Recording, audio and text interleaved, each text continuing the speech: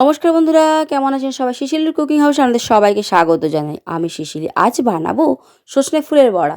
সজনে ফুলের বড়া ভালো করে বানানোর জন্য সজনে ফুলগুলোকে ভালো করে কী করেছি, বেছে নিয়ে ভালো করে ধুয়ে নিলাম। নিয়ে সামান্য কালো জিরে, সামান্য জোয়ান আর পরিমাণ মতো হলুদ গুঁড়ো, পরিমাণ মতো নুন আর দিয়ে দেবো কয়েকটা কাঁচা লঙ্কা কুচি এর মধ্যে দিয়ে দেবো।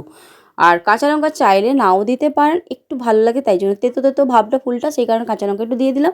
আর দিয়ে দিলাম চালের গুঁড়ো আর পরিমাণ মতো বেসন। চালের গুঁড়ো কিন্তু অল্প দিলাম আর বেসনের পরিমাণটা একটু বেশি দিয়ে এটাকে ভালো করে মেখে নিলাম। নিয়ে এবার বড়ার মতো একটা শেপ দিয়ে দিলাম সবকটাই দিয়ে। আর এটা ভাজার জন্য কিন্তু বেশি তেল লাগে না, খুব অল্প তেলে এটা ভাজা হয়ে যায়। আর খুব আস্তে আস্তে করে গ্যাস চালিয়ে এটাকে ভাজতে হবে আর কি, তাড়াহুড়ো করলে কিন্তু হবে না, তাহলে ভেতরটা একটু কাঁচা কাঁচা মতো রয়ে যাবে।